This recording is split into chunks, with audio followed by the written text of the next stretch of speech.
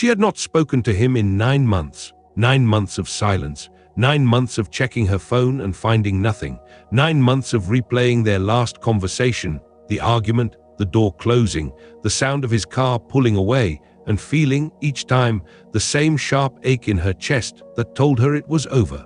She was a librarian in San Francisco, 34 years old, quietly beautiful in a way that people noticed, but she did not.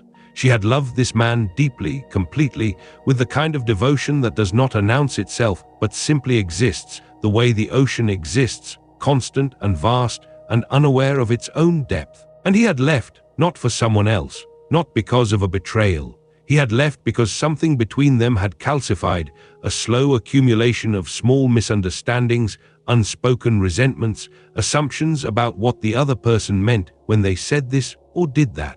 The kind of erosion that does not announce itself until the day you look up and realize the bridge is gone. She came to one of my lectures on a rainy Tuesday evening. She sat in the 3rd row. She did not take notes. She listened with the intensity of someone who had tried everything else and had nothing left but this, a lecture hall in Manhattan, a man she had never heard of, and a teaching that sounded, at first, too simple to be real. I told her after the lecture the same thing I am about to tell you tonight, and what happened in the weeks that followed was not magic, it was not luck, it was the precise, lawful operation of a principle as reliable as gravity. My name is Neville, and for over 40 years I taught a single law in 1,000 different forms, that your assumptions about reality, the deep, felt, often unconscious beliefs you carry about yourself and others, create the world you experience. Not metaphorically, not poetically, literally. Tonight I am teaching this law as it applies to the most emotionally charged area of human experience, the desire for a specific person, a lover, a partner, a friend, a family member. Someone whose presence in your life matters more than you can easily articulate, and whose absence creates a wound that no amount of rational thought can heal. This is not a technique for controlling another person. This is not a method for bending someone's will to match your own. What I teach is far more powerful and far more elegant than that. I teach you to change yourself, to change the assumptions you hold about yourself and about the other person, and to watch the world, including the other person, reorganize itself around the new assumption.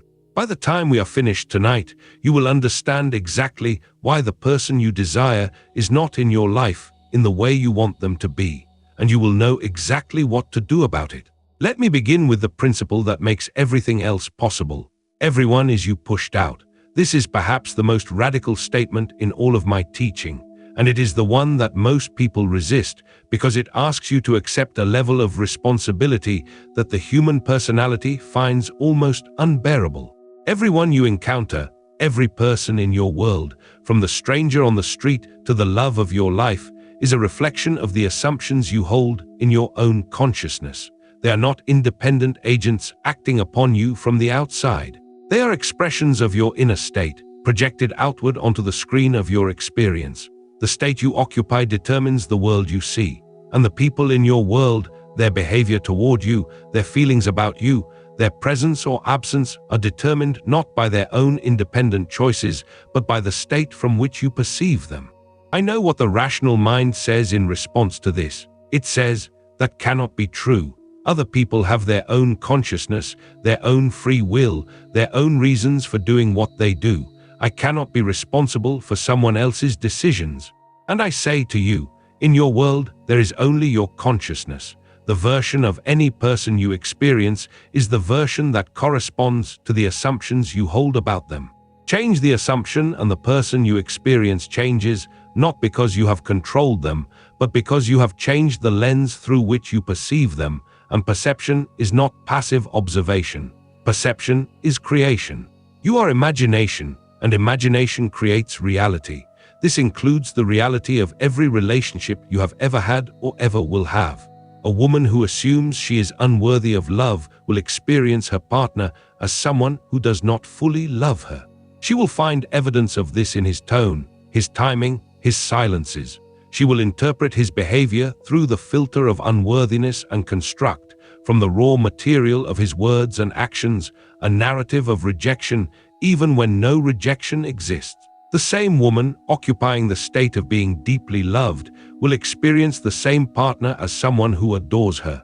She will hear the same words and find tenderness in them. She will notice the same silences and find comfort in them. The partner did not change, the assumption changed, and because everyone is you pushed out, the version of the partner she experiences changed accordingly. This is not theory. I have watched this principle operate in the lives of thousands of students over 4 decades of teaching. The law is impersonal. It does not care whether you believe in it. It operates with the precision of mathematics, regardless of your opinion about it. Now I have told you that everyone is you pushed out, that the people in your world reflect the assumptions you carry about them. I have told you that changing the assumption changes the experience, but here is the deeper layer, the one that separates intellectual understanding from transformative practice. And it is the layer that most people who hear this teaching never reach, because they stop at the surface and try to apply the principle without understanding its root. The root is this: the assumption you hold about another person is never really about them. It is about you. When you assume that a specific person does not love you, you are not making a statement about them. You are making a statement about yourself, about what you believe you deserve, about what you believe is possible for you, about the kind of person you assume yourself to be in the domain of love. The man who assumes I am someone who gets left is not describing a pattern in other people's behavior. He is describing a state of consciousness, his state, and then watching that state project itself onto every relationship he enters. The partner who leaves is not acting independently. The partner is playing the role assigned to them by the man's own assumption about himself. This is why techniques focused on changing the other person always fail. You cannot revise someone else's role in your drama without revising the script, and the script is written in one place and one place only: your own consciousness. Consciousness is the only reality, and your consciousness of yourself in the domain of love, your deep felt sense of what you deserve, what is natural for you, what kind of partner shows up in your life, and how they treat you. That consciousness is the cause behind every romantic experience you have ever had. What you desire, you already are in eternity. The relationship you want exists right now in the 4th dimension of consciousness. It is not somewhere in the future, waiting for the right circumstances to align. It is here now as a state you can occupy. And when you occupy it, when you assume the feeling of being in the relationship you desire, with the specific person you desire, the 3-dimensional world has no choice but to conform. I have given you the foundation. I have told you that everyone is you pushed out, that the assumption you hold about another person is really an assumption about yourself, and that changing the self-concept changes the relationship. But before I give you the technique, I want to make sure you understand something that most people miss entirely, because missing it is why most people try this principle and give up after a week, convinced it does not work. The specific person you desire already exists in 2 places simultaneously. They exist in the 3-dimensional world as a physical being with a body, a history, a set of habits and preferences. And they exist in the 4th dimension, the dimension of consciousness, the dimension of imagination, as an infinite range of possibilities. In the 4th dimension, there is a version of this person who loves you completely. There is a version who has never left. There is a version who is lying beside you right now, exactly as you wish them to be. These are not fantasies. These are states. And states are as real as the physical world, more real, in fact, because the physical world is the effect. The state is the cause. When you assume the feeling of being in a loving relationship with this specific person, you are not pretending. You are not playing make-believe. You are selecting a state from the infinite possibilities that exist in the 4th dimension. You are choosing which version of this person and which version of yourself will crystallize into 3-dimensional experience. The reason your current situation with this person is what it is, the distance, the silence, the absence, is because you have been occupying a state that produces distance, silence, and absence. Not deliberately, not consciously, but faithfully and consistently through the inner conversations you hold about yourself and about them, day after day after day. I tell you from my own experience, the moment you understand that the outer situation is a projection and not a cause, everything changes. You stop trying to fix the projection and you start changing the projector. You stop sending texts and making phone calls and orchestrating accidental encounters, and you start doing the only thing that has ever worked, changing what you assume in the privacy of your own consciousness. Now let me show you how to do it, not as an intellectual exercise, as a practice, as something you do tonight in your bed, in the state akin to sleep, with the specific person you desire held clearly in your awareness. Step 1. Choose a single scene that implies the relationship is already established, not the reunion, not the apology, not the dramatic moment when they come back, the scene after all of that. The settled, ordinary, unremarkable scene of two people who are simply together. The scene that would happen on a Tuesday evening, months into the relationship, when the excitement of reconciliation has faded and what remains is the quiet warmth of being with someone you love. For the librarian from San Francisco, I suggested this scene. Imagine yourself lying in bed at night. You are not alone. You feel the weight and warmth of someone beside you. You know who it is without looking. You feel his arm resting across your waist. You feel his breath against your neck, slow and steady, the breath of someone deeply asleep. And you feel the most important thing of all, you feel ordinary. You feel the deep, unremarkable peace of a woman who has been in this relationship for a long time and for whom this moment is simply Tuesday, not excitement, not relief, not the thrill of getting him back. Peace. The peace of something settled, something assumed, something that simply is. Step 2. Enter the state akin to sleep. Lie down, close your eyes, breathe slowly and deeply. Let the body settle. Let the conscious mind, with all its objections and analysis, grow drowsy. The space between waking and sleeping, this is where the subconscious is fully receptive. This is where the seed is planted. Step 3. Occupy the scene from the inside. You are not watching yourself in the scene. You are in it. You feel the pillow beneath your head. You feel the sheets against your skin. You feel the warmth of his body beside you. You hear his breathing. And you feel in the body, not in the mind, the settled peace of a woman who is loved, who is with the person she wants to be with, who has been with him for so long that this moment does not register as remarkable. Feel the naturalness of it. Feel how your body relaxes into the assumption. Feel the absence of longing, because longing is the feeling of not having, and in this scene you have. You are not reaching for something. You are resting in something. Step 4. Let sleep come. Hold the scene until it feels real, 20 seconds, a minute, perhaps 2, and then release it. Let it go. Let sleep carry the impression to the subconscious, which receives it as a present fact and begins constructing the bridge of incidents that will carry you to the fulfillment. Sleep as though the wish were fulfilled. Wake as though it is already so. Step 5. Persist during the day. This is the step that determines whether the assumption crystallizes or dissolves. When you wake the next morning, you will be tempted to check for signs. You will be tempted to look at your phone, to scan his social media, to analyze every possible signal for evidence that something has shifted. That scanning is the old state. That checking is the consciousness of someone who does not have what they want.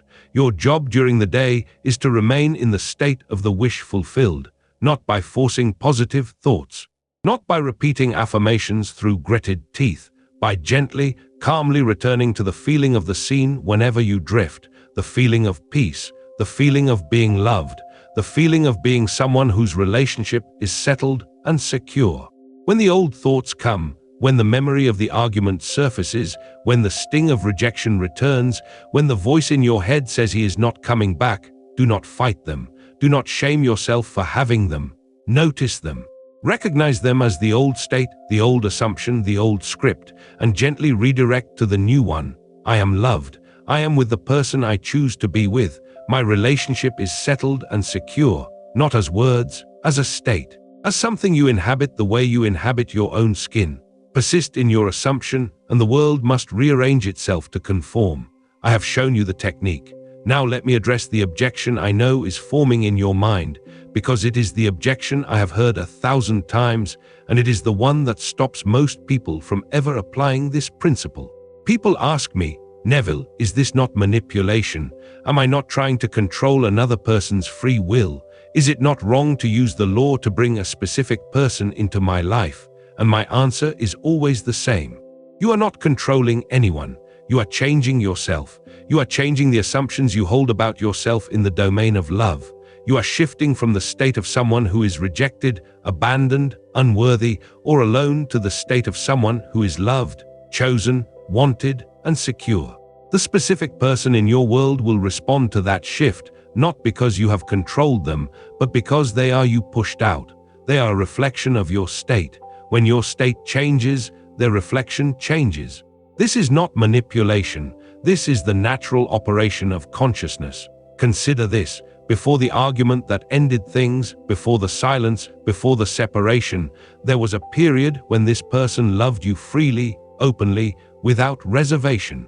What changed? Did their fundamental nature change? Did they become a different person? No. What changed was the state. The state of the relationship shifted through accumulated assumptions, through unspoken fears, through the slow erosion of trust that happens when two people are both occupying states of insecurity rather than states of love.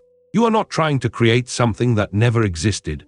You are returning to a state that was natural and deepening it.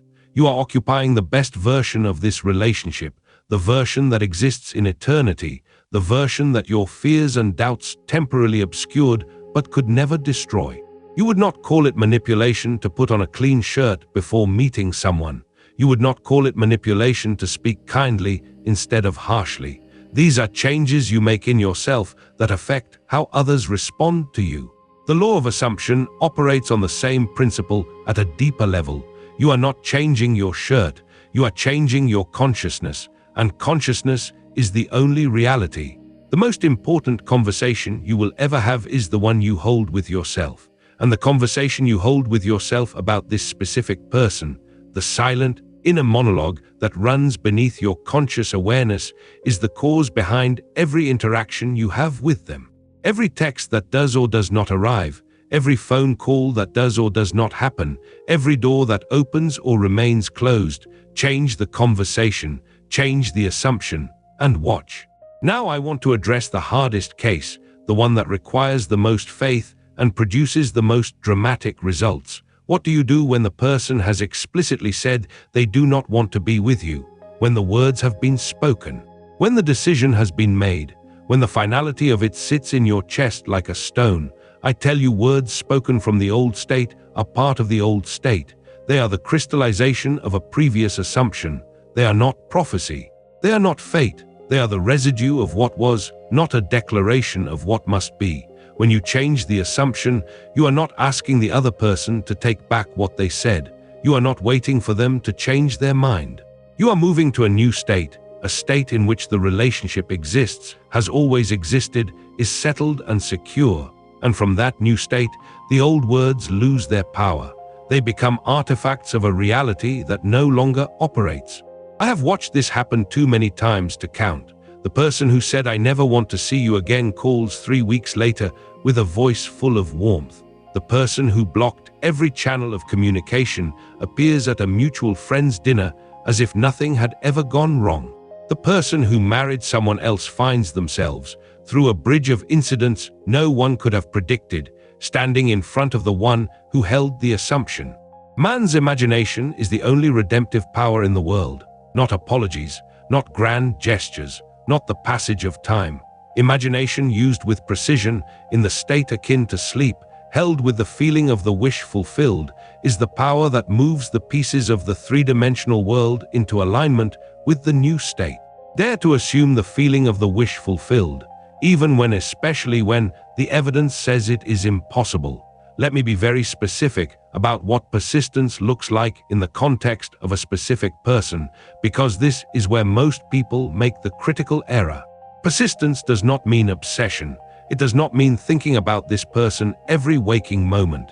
It does not mean lying in bed for hours, straining to hold the scene, exhausting yourself with the effort of believing. Persistence means returning. When the old thought comes, "He does not want me, she has moved on, it has been too long, too much has happened," you notice it. You do not argue with it. You do not try to prove it wrong with logic or evidence. You simply notice it as the old state, the old assumption, the old story, and you return to the new one, gently, without drama.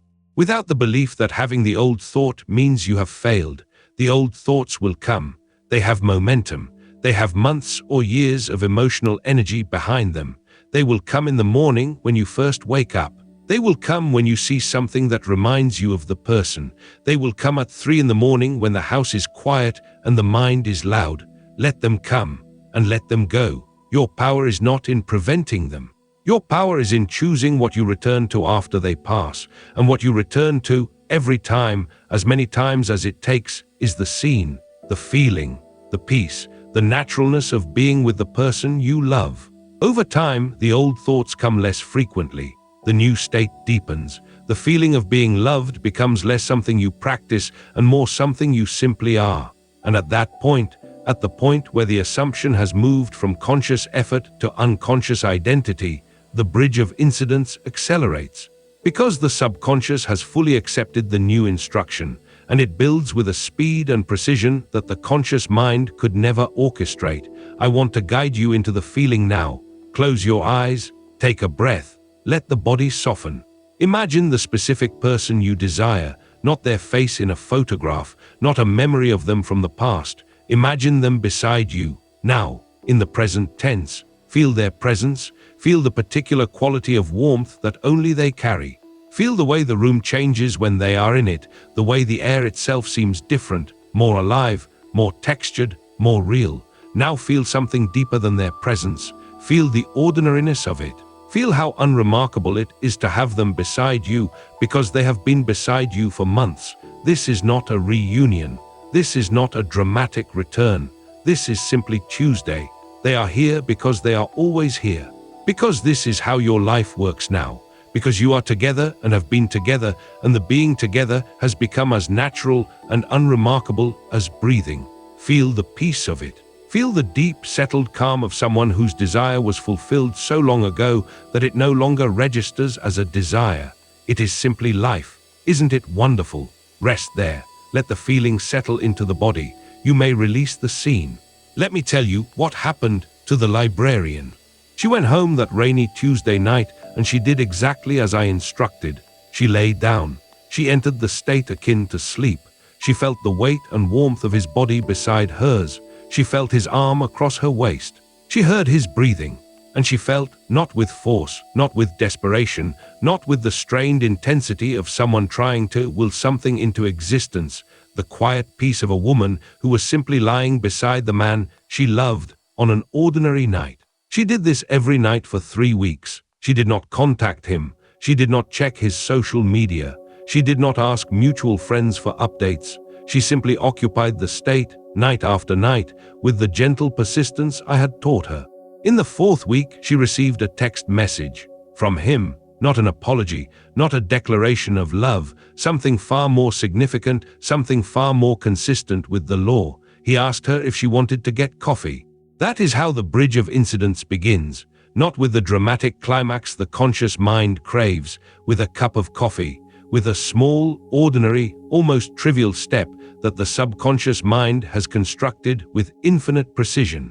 Because the subconscious does not build the ending first, it builds the bridge, and the bridge begins with whatever step is most natural, most effortless, most consistent with the new assumption. They had coffee, then dinner, then a long walk through the city, during which he said things she had never heard him say before, not because she had put the words in his mouth, but because the version of him that existed in her new state was a version that said those things, a version that felt those things, a version that had always been there, hidden behind the old assumption like a painting behind a curtain. Within 3 months, they were together again, not in the fragile, tentative way of two people who are trying again and secretly expecting it to fail. In the settled, natural way of two people who are simply together, the way she had felt it in the state akin to sleep, the way she had assumed it night after night, with the quiet certainty of a woman who knew the law and trusted it.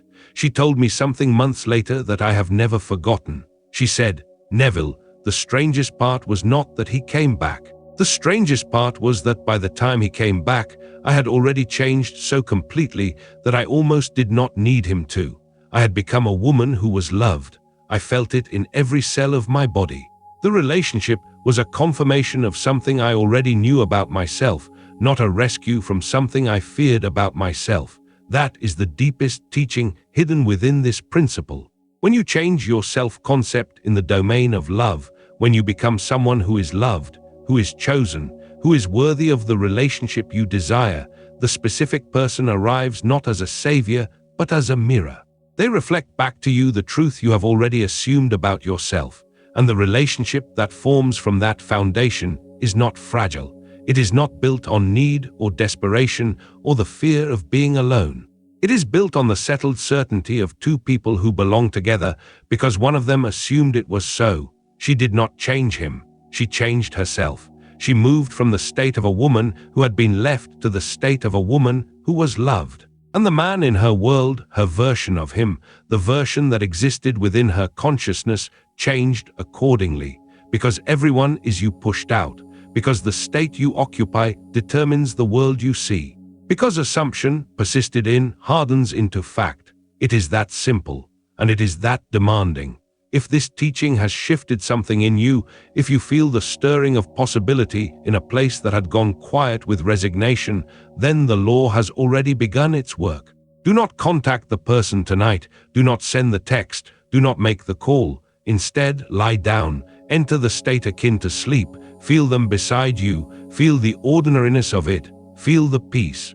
If these teachings speak to something within you, you will find more of them here. Return when your assumption has begun to crystallize, and I will take you deeper.